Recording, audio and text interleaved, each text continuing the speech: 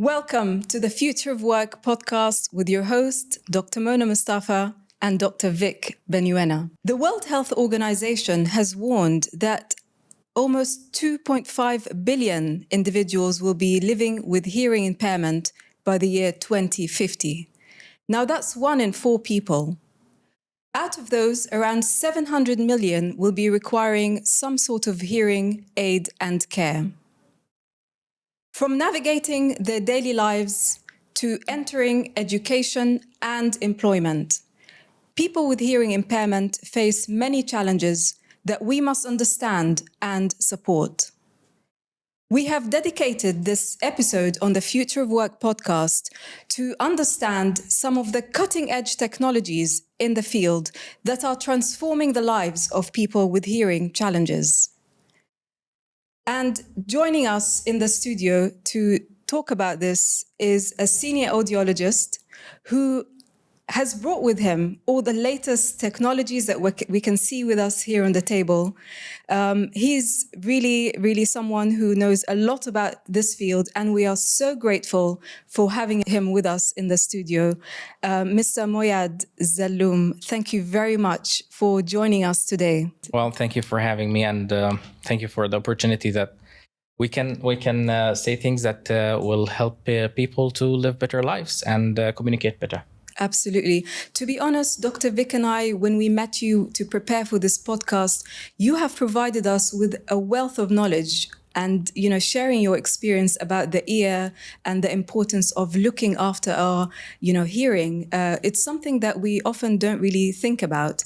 So to start off in simple terms, because I know you're an audiologist, you use some sophisticated language and terminologies, but for, just to simplify it, Mo'ayyad, what is hearing impairment? What can we, know about this? And because we want to obviously look at how we can prevent hearing loss. So to start off with, what is hearing impairment? Well, hearing impairment is actually a level of hearing loss or some degree of hearing loss that can affect patients one part of life or a lot of parts of his life. So impairments means that you cannot function your life normally because of that thing, which is the hearing loss. Hearing loss can be in multiple degrees. It comes from mild hearing loss to profound hearing loss, which is almost close to the deaf community, that you cannot use the spoken language.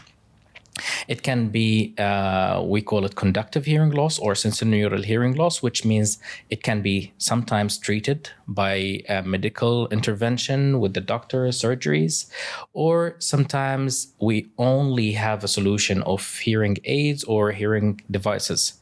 So back to the hearing impairment part. So at what level the hearing loss can affect the patient's life, that's what we call hearing impairment. Great. Yeah. Thank you for that.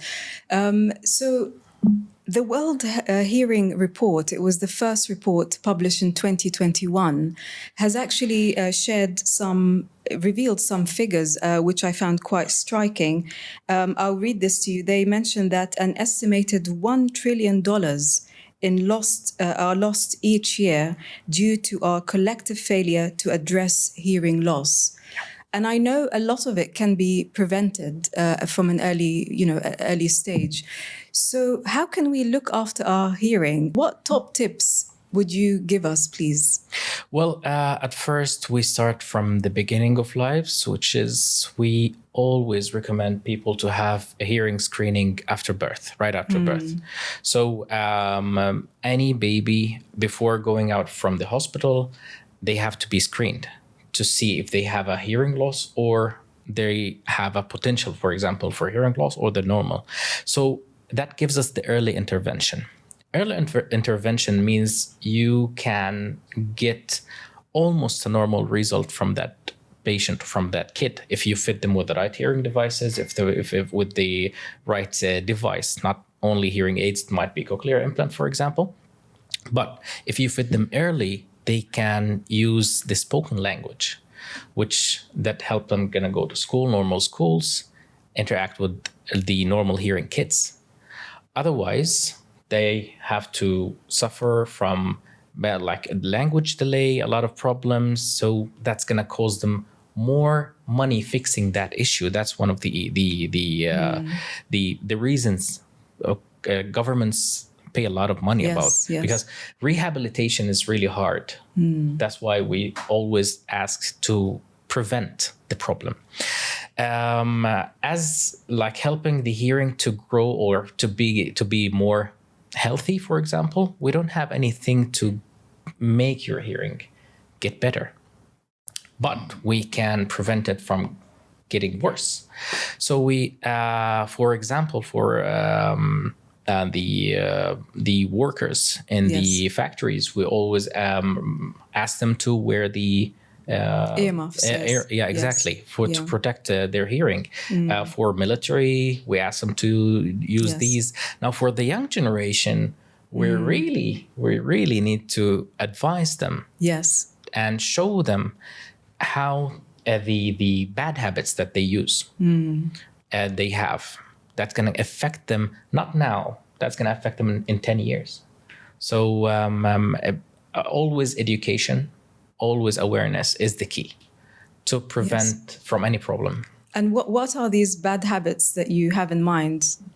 Well, like playing songs loud, clubbing. Actually, smoking is bad for hearing. For hearing, right? Yeah. Yes. Smoking, drinking, any bad habit in general is gonna cause a problem eventually for the human being. But like for the hearing, the effect is gonna come later in life. That's why people don't pay attention, because they say, I'm young, I can do whatever I want right now, right? But when they get older, they're gonna start to feel it. And just for people to understand, hearing loss is not like the vision loss, not similar to like Dr. Vic, you're wearing eyeglasses right now, and you think that you just wear hearing glasses, you put the hearing aids and everything will go green again. Well, hearing loss is similar to the color blindness. So imagine a person cannot see the red color and can see 50% of the green, 30% of the blue, and 90% of the black, and it cannot see gray at all. So they cannot comprehend the picture. They can see it, but they cannot understand what it is. That's hearing loss. Because sound is a combination of colors. That's what I love to call it, because it's a matter of pixels, the clarity of the picture, the clarity of the sound. I picture the sounds as a photo. So if you have a 4K picture, you can see all the details. But if you have like an old TV, or let's say like 15 years ago, if you have a picture with a Nokia device, you can see like the pixels in it. That's the hearing loss. Great. So that's very good tips. So starting from birth, do the checkups, put the music down, not too high, avoid wearing earplugs with loud music, especially for the young generation hearing us and listening us today. You will feel the effect later in life. So better to look after that now. So let me come now, Dr. Vic, to the education part, because we are going through the cycle of people with hearing difficulties. So from birth, we talked about the importance of checkups, but let's now move on to education. We know from research that people with hearing impairment face numerous challenges in education. And as Mo'ayyad mentioned, absolutely, it is an invisible, disability, because we nobody actually can visually see it. So it's quite invisible. Have you encountered, Dr. Vic, any challenges in your classrooms, whether it's in the UK where you worked, or Vietnam, or here in the UAE? Any experience of students with hearing impairment that you can share with us at all? Yes, certainly I have. Without mentioning locations or institutions, in my career over the past 18 years or so, I have come across different types of students who, I would say, suffer from hearing loss. Right. It was a delight to be with them, to be honest. At the moment, I do not have any student with hearing loss, but in the past, I have come across students who wore hearing devices.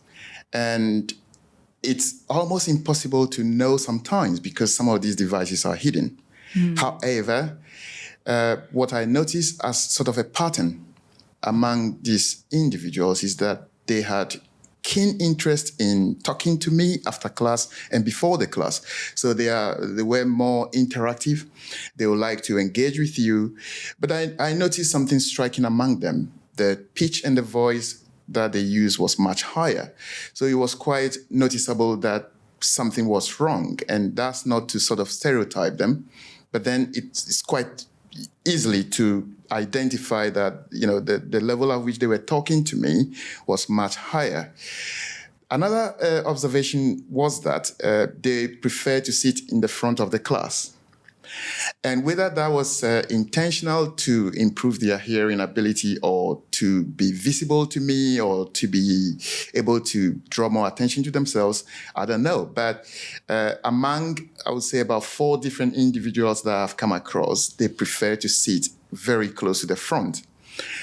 They were equally extremely intelligent. Some of them had other types of health issues. So I think in medical terms, that would be called comorbidity or something like that. But they did have other issues. I know this because 2 of them spoke to me, and one of them had heart disease at the time. Right. The second one who spoke to me, I would say about 10 years ago, a male, he also said that he had some other congenital issues. And I thought, okay, so could this be that they were born with that condition? But I didn't delve into those questions. What I do remember, though, is that they weren't different, except that they had to wear hearing devices, which improved their engagement in the class. And that's something that we should applaud and we should encourage in our institutions, that without the hearing devices, and I'm particularly concerned about developing countries where they might not be able to afford those devices, for example, what can institutions do to support these individuals to ensure they get the same opportunities as any other student in the class? Right. And so from these challenges and experiences, Dr. Vic, what top tips would you give people in the education sector to really better understand and support individuals with hearing impairment? Yeah, that's a very good question. I have to say, majority of institutions are already putting solutions in place for their institutions and for students. I'll again go back to developing countries or countries that are not quite there yet. They have to ensure that they do a lot of testing of the environment in which classes are held. So soundproofing of the classroom is quite important. Yes. Because as you probably know, you are the expert in this field, that a very open environment where the ceilings are so high, the walls are all over the place, it would be quite difficult for these individuals to pick the sounds that are coming from the lecture or among their peers when they have group discussion. But quite apart from that, education is a key part, because we are still a very young society. We still stereotype. There will be students in the same class with people with hearing loss who might tend to bully these individuals just because they think they are different. So institutions have to put in place policies, anti-bullying policies, I would say, to ensure that those sort of behaviors don't take place. But then we also have to follow the law, right? So the legal route is very important in progressive countries. The laws are in place. You have to follow certain principles to ensure that your classrooms are safe for people of all backgrounds. But in developing countries, those laws might be weak. And so it's vitally important that the United Nations, the World Health Organization, and allied organizations ensure that policies are made quite accessible to the developing countries as well. No one chooses to be impaired, right? It's impossible, except for those who choose to listen to loud music and play video games that might cause problem in the future. But for those individuals we're talking about, I believe they should be given equal opportunity to ensure that they get the same benefits as any other student in the world. These are really good tips, Dr. Vic. Thank you very much. We hope we can all implement some of these to support everyone. So coming with these challenges, Mo'ayyad, let's take ourselves now outside of the classroom and into daily life in general. What could be some of the common challenges that people with hearing impairment may experience? And if you could share with us maybe some specific examples or situations that they may struggle with. Well, hearing loss or hearing impairment is so special for each person. Like, you cannot find two people have the same issue, but they all have almost same challenges. Right. The big challenge for people with hearing loss, the most addressed issue, which is understanding speech in noisy environment. Right. And that's the hardest situation for people, noisy environments. I'm talking about classroom, I'm talking about restaurant, I'm talking about the transportation places, hospitals, almost everywhere, outside. That's a really hard thing for them. Some cases or most of them actually, sensorineural hearing loss patients, they cannot locate the sound. They cannot know where the sound is coming from. That's because of their issue. Would that be the case with airlines when you fly in an airplane, for example? Even for us, we suffer from some sort of deafening sound. Yeah, actually, How does that affect? That is one of the cases that happen as a hearing loss. So what happened is we have a tube inside and connects the nasopharynx, which is back of the nose, to the middle ear, and closes, which is oscillation tube. So that closing causes a negative pressure, and that's one of the types of the hearing loss. But the thing is, you still can locate the sound with this one. You still know where the sound is coming from. Okay. But because we're losing the ability to hear some frequencies, which is the high frequencies, we cannot tell, or patients with hearing loss cannot tell where the sound is coming from. Now, understanding speech, that's the main issue for them, okay? The main issue. Now, I'm not telling you that they don't know the sounds of the AC. They cannot hear the soft sounds. They cannot hear their loved ones calling them from far. They cannot hear the birds. They cannot hear the trees when the breeze. These simple details, they don't enjoy them. Now, the most important thing for them is speech, and they still have a challenge with it. Right. Now, it's so important for us to understand this so we can know how to communicate with a person with hearing loss. The lack of speech understanding for people with hearing loss gave them the ability to develop the skill of lip reading. SubhanAllah, when you lose something, you compensate with another skill.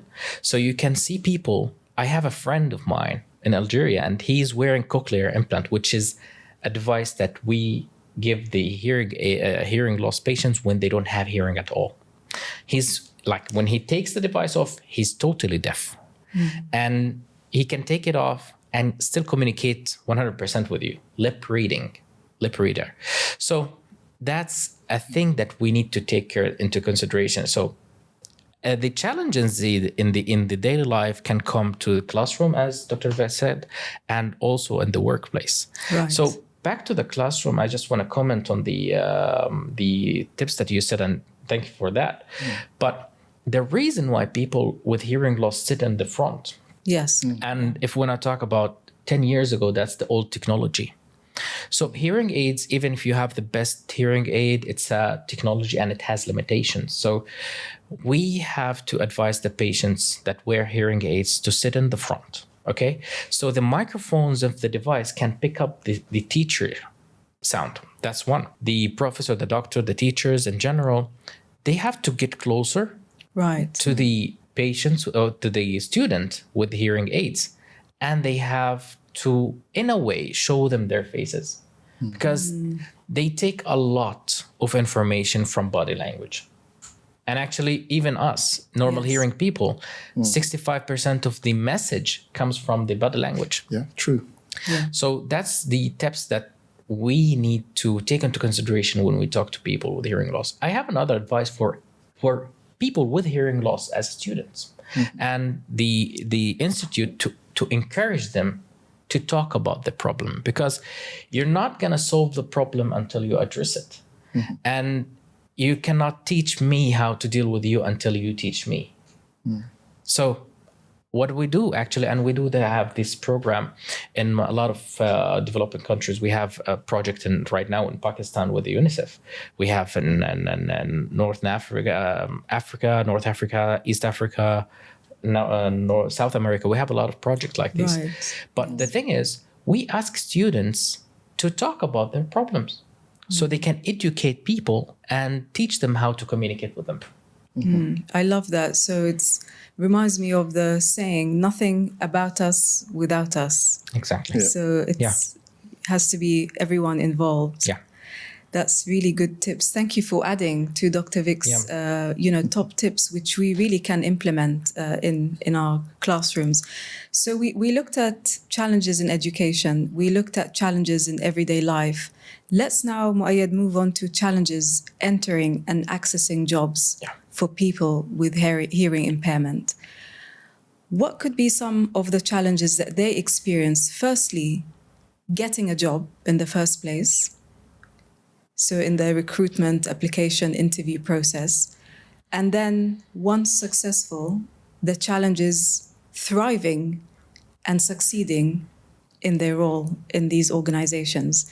If you could share with us some key challenges from the stories or the people you met who are employed, you could maybe give some examples from, pharmaceutical industry. I know we chatted about that field before. We'd really love to know about this. Well, as we said, the challenges are different from person to person, which is the environment that they live in, the job that they want to apply to, and the hearing loss that they have. So one person's issue might be another person like a normal thing. Right. So, as Dr. Vic said, sometimes you hardly know that people are wearing hearing aids because some of them, like this one, is totally invisible. And the one that I'm wearing right now, it's almost hard to see, especially if you have a lady with her hair or a hijabi woman. It's impossible to know that they wear hearing aids. So for the recruitment, I've seen some cases where the companies ask for hearing tests. Like some of the tech companies, the actually car mechanics company, like the big car industry, they require a good hearing for their employees so they know the issue of the motor or something. So technically they need a good hearing. So that was a challenge for one of my patients. And he couldn't get the job because he had hearing loss. Okay. But on the other hand, some companies, they know that their employees have hearing loss and they embrace that and they encourage them. I've seen both. I've seen people like losing opportunities from because they have hearing loss. Yes. And they cannot do the job. See, the thing is, if you have an educated person, like as an owner or a manager, and they can help the employee to thrive. It's as a what I'm talking right now, you can put this as any normal hearing person. So if you have a good management, you can get through. If you don't have a good management, you're done. So back to the question, I've seen like some of the challenges with the people with hearing loss. Like for example, I have the pharmaceutical.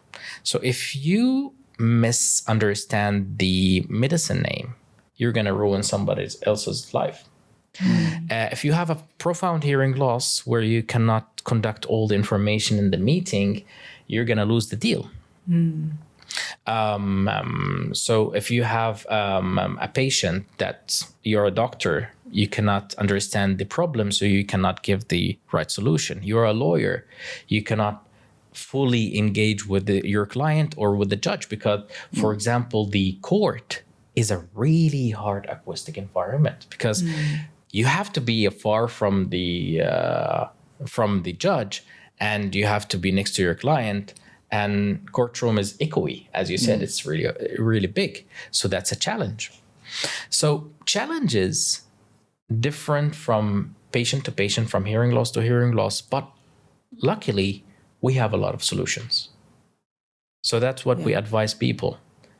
You have to get the right counseling from the right place and get the right device. Sometimes, and you mentioned that, because some people cannot afford. Yeah. But with the right counseling, you show the patient that the device that you're going to buy, that's going to replace an organ. So nobody sells his finger for $10 million, right?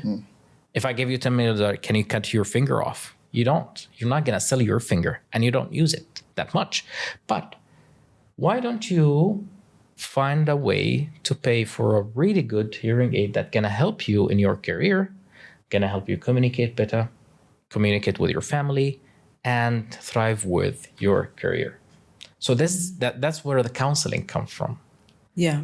So, I know Starkey also supports a lot of developing countries. Can you tell us some of the initiatives that they do and the countries they support? Well, we used to have what we call it Starkey Foundation. So Starkey Foundation is a charity where we go to developing countries. We fit hearing aids for free for people. Like we call that missions. So we fit 1,000 patients a day. And actually we have a Guinness World Record in India. I think we fitted 5,000 something people in one day. So we give patients hearing aids, we give them the devices, and also we provide the after service. We provide a team that can help the patients after we finish the mission. So we had a lot of African countries. We went to Armenia, actually Jordan, twice Palestine, and Mauritania, South America, Afghanistan, India, a lot of countries, a lot of third world countries that they cannot afford hearing aids. And right now we have a project with the UNICEF. As we said, we have in Pakistan, we're going to have a lot of collaboration with them here in our region. What an amazing cause to support. Really transforming and changing people's lives. And Dr. Vic and I are really looking forward to learn about these latest, cutting edge technologies that are, as I said, really transforming people's lives. We want to know a little bit about this, but I'll come back to you, Mo'ayyad. Before that, I just moved to Dr. Vic as a labor market specialist. Dr. Vic, we want to know the stigma around hearing. And if you could just tell us in the recruitment process, what kind of challenges or hurdles would they face in trying to really get a job? It's not going to be easy, is it? Because getting a job is just the first hurdle. After that, it's how do you thrive? How can your peers support you? What tips can we, give to employees in supporting them as well? These are just some issues. If you could shed some light into that, and after that we'll come back to the high tech part, which is laid out nicely for us here. So over to you, Dr. Vic. Yeah, as we all know, extraordinary things draw extraordinary attention. So if a very, very tall man of 8 feet were to walk into this room right now, we will all start looking at them. If a person who is of a much smaller stature walks into the room, again, we will start looking at them.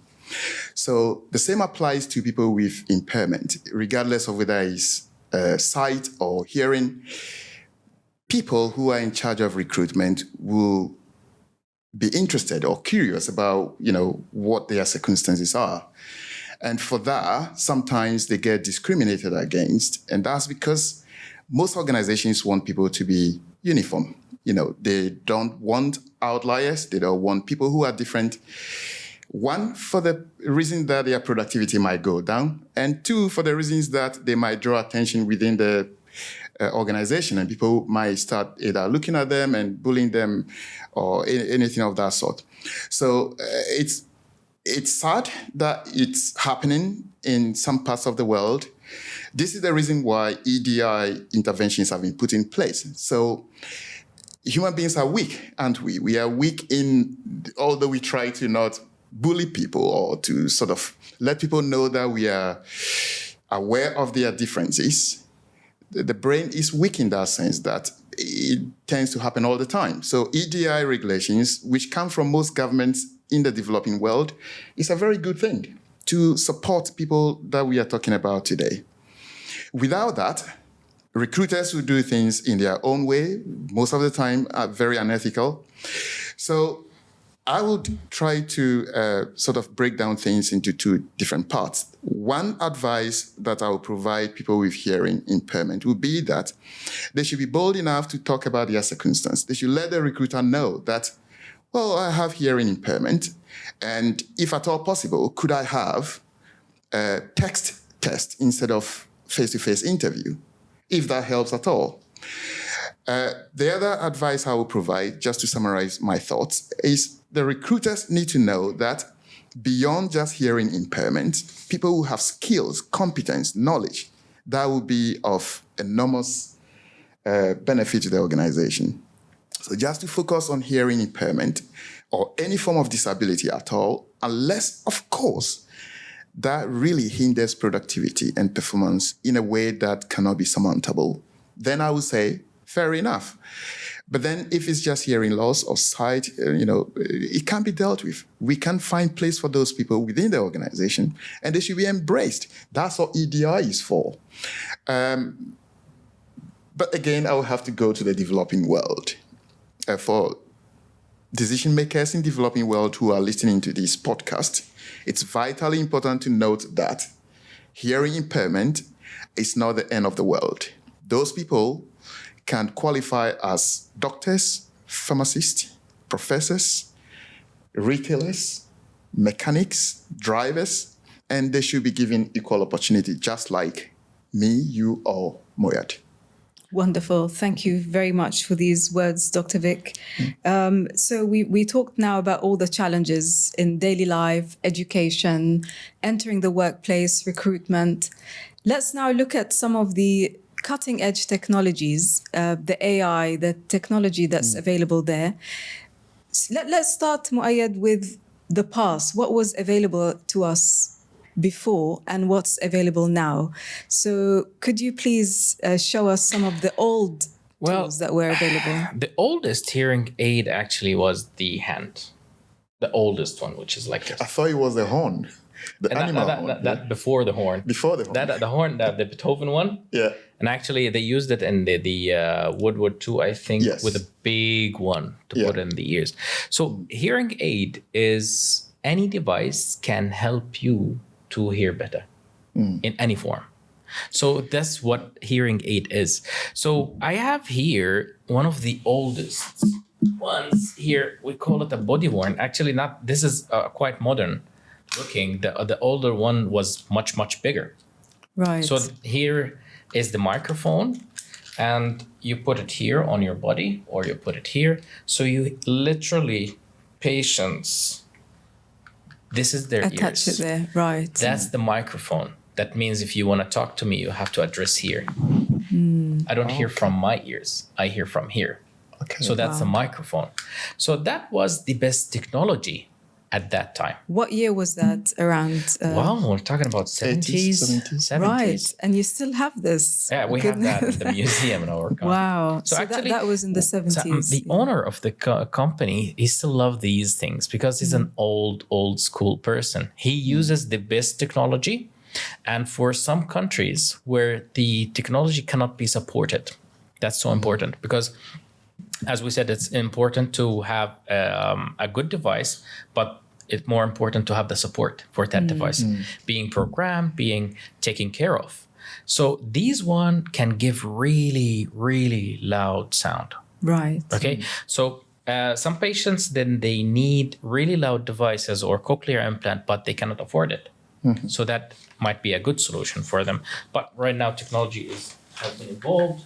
And then after that, we became BTE, we call it, behind the ear. So that Right. was, and actually that's a small version. It was much bigger than this one. And we put it right behind the ear with an ear mold. So hearing aids starting to evolve from this shape to this shape, and that was analog. So it was like amplifying all the sounds that comes to the ear. And now the BTEs became smaller and smaller. Now we have devices that, like this one, we call it RIC, rechargeable RIC. So it's almost invisible. It's behind the ear, similar to the one that I'm wearing right now. So these can help the patients in terms of style. We're talking about style yet, to solve the issue of stigma. Now, patients should wear a modern device. Like this one looks like an AirPod. That's my ear also. Like a ticky black one. We have some completely invisible devices that they cannot appear at all. Right. So the reason why I brought some of these devices is we can show people that we have styles that can fit your needs. Now that's because of they still have the issue of people are like ashamed of wearing hearing aids because they're like ashamed of their disability. But on the other hand, we have a lot of people that wear hearing aids and they proudly talk about this one. I don't know if you know Demon John, which is the entrepreneur. He's a billionaire. He's on TV show Shark Tank, and he wears devices. He put red ones, so he wants people to see that he has hearing aids. Right. We have here and we have a famous actress. We're gonna show the video of her soon, talking about her problem. Right. And she's wearing a device that nobody sees. Ronald Reagan also wore hearing aid. Yeah, exactly. Ronald Reagan. So 1983. exactly. And actually, he was fitted with a device, which is the first CIC in the world, which is the first custom-made device like this one. And it was made by Bill Austin himself, Ronald Reagan. Yes. It was the Tympanet device. So this is in terms of the styles. Now, talking about the technology, now we reached to a point that devices have artificial intelligence inside of them. AI can help the patients with hearing loss to hear much better. Sometimes in noisy environment, people with hearing loss, and they're using the Genesis AI, for example, this one, they can hear better than people with normal hearing because of the artificial intelligence. So what the AI does, and that's the most important feature in the device, it's analyzing the environment, and it takes a screenshot, literally 3D screenshot for the acoustics, and it will does fine tuning, what we call, it will increase and separate the speech from the noise, suppress the noise, and focus on the speech.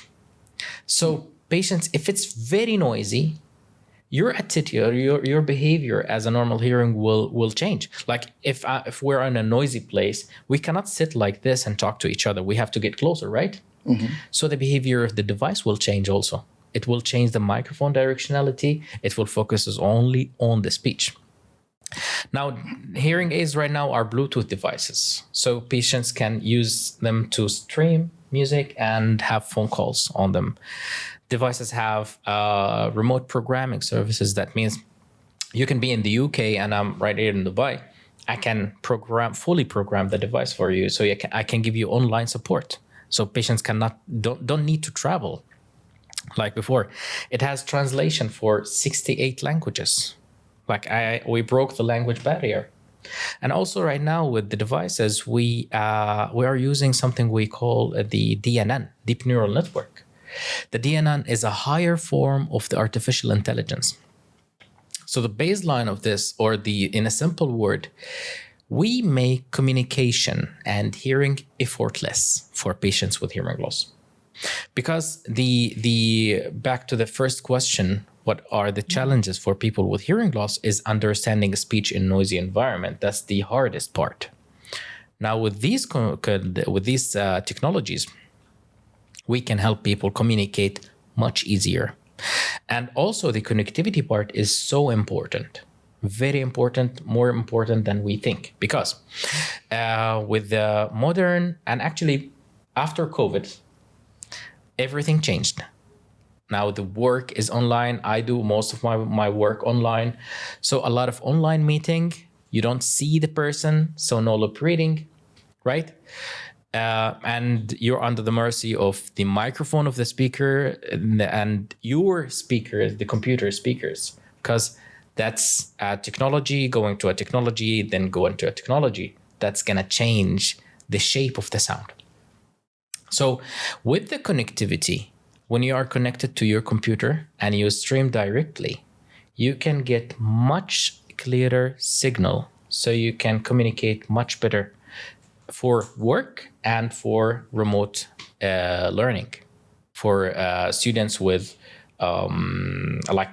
if they study online, if people with hearing loss, they need a good device and they need an accessory or a connectivity at least to their computers, so they can communicate better, understand better. So now with the bottom line is, for technologies right now are developing so fast. We're giving people accessibility to things they couldn't achieve before. Like right now, we said 10 years ago, the technology has like too much limitations. The microphone directionality wasn't so good. You're controlled by the automatic programming of the devices because it changes with the acoustics that you are in right now. Now the technology is much smarter, much faster, and has much more memory that can learn about the hearing aid user's lifestyle. And then it will help him to communicate better. Now, also with the AI that we have sensors inside the device. So you can double tap and control the hearing aid. I can talk to my hearing aid. I can ask her anything. We have a virtual assistant inside. We used to have Alexa, Amazon. Now we have our own. So you ask any question and the hearing aid will answer. The device for people with problem with the balance, it has a fall detection feature. So if a patient fell down, the hearing device will send an emergency message to 3 emergency contacts with their location, telling them, come and help Mo'ayyad, for example, I fell down, come and help me. So the accessibility for hearing aids are like open right now, and you will see some features, in some situations, people with hearing loss have the upper hand if they have the right technology. That's what I always stress on. They have to have the right technology.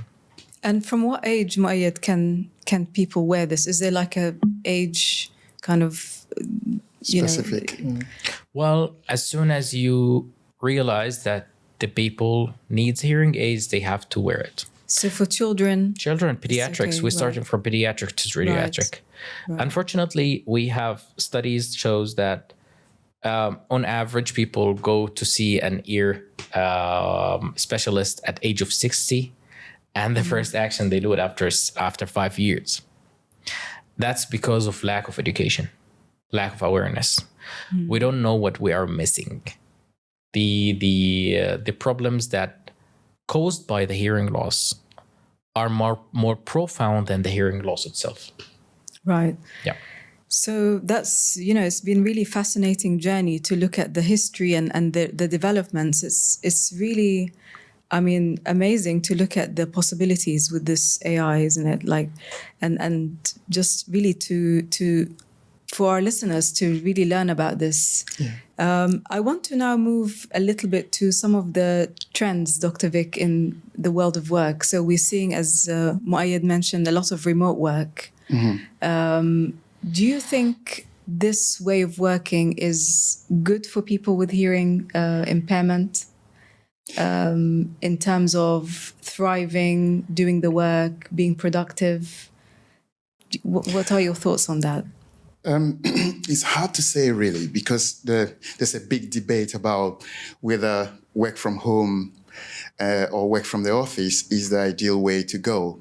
But what we do know is that for a very long time, people have been trying to put interventions in place about hearing loss, for example. So in the 16th century, there was a gentleman called Pedro Pons of Leon in Spain, who tried to intervene to help children who had hearing problems, I think precisely deaf kids who were from aristocratic families. So there's a long history behind human beings or society trying to solve some of these problems. So working from home would be one of the solutions for people like that. But I believe audiologists will disagree because I heard him saying that lip reading It's challenged, yes. Lip reading is a bit of a challenge when people with hearing impairment try to listen to you. So I would say a balance between work from home and work from the office would be a good way to do it. But what he said, which I would like to sort of re-echo, is that it's quite important that the institution itself tries to understand these people and support them. Right. What's your take on that, Mo'ayyad, the remote work element? Is it supporting or hindering individuals? As you said, it's hard to say because it depends on the severity of hearing loss. What is the type of the hearing loss that the patient having, and what is the nature of the work itself? Right. So usually nobody prefers the online. Like if it comes because they need the interaction to understand the speech. Some cases, if they have the right equipment, they don't have any problem with the remote work. As I told you, that we have accessories, for example, that can help them to understand speech much better in noisy environment, and also can help them to understand the speech from the devices, the streaming directly to the devices. So again, we need to look at it case by case. Some type of works, like for example, lawyers, nurses, doctors, it's really hard for them to work from home. But for example, like me as a trainer, it's okay for me if I have hearing loss. It's okay to work either face to face or online. But if you compare this and that, which is better for them, always face to face is much better. Right. Yeah. That's interesting. So to wrap up, Mo'ayyad, are there any technological advancements in the future that you're quite excited about? Well, actually, we do have. The science is going so fast, and right now we have some devices in the pipeline that gonna literally break the language barrier. That's what we are dreaming of, actually, and they're trying to accomplish it. Thanks for the CFO for our company. His name is Ochin Bomik. He used to be number 3 in Intel, and right now he's developing the devices for us.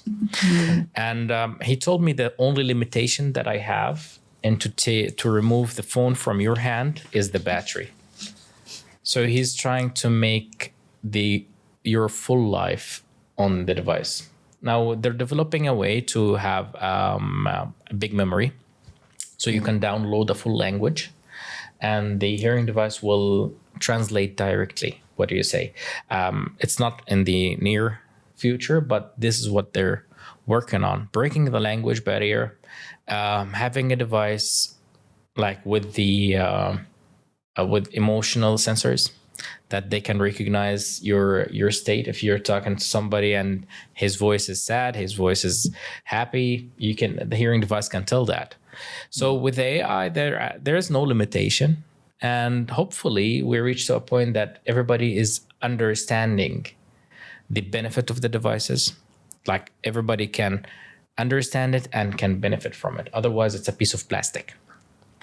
So if you don't have the full benefit of this device, you're losing too much. So that's with thank for you actually for this effort that you do, raising awareness. That's going to help the technology to thrive and to be used in the right way.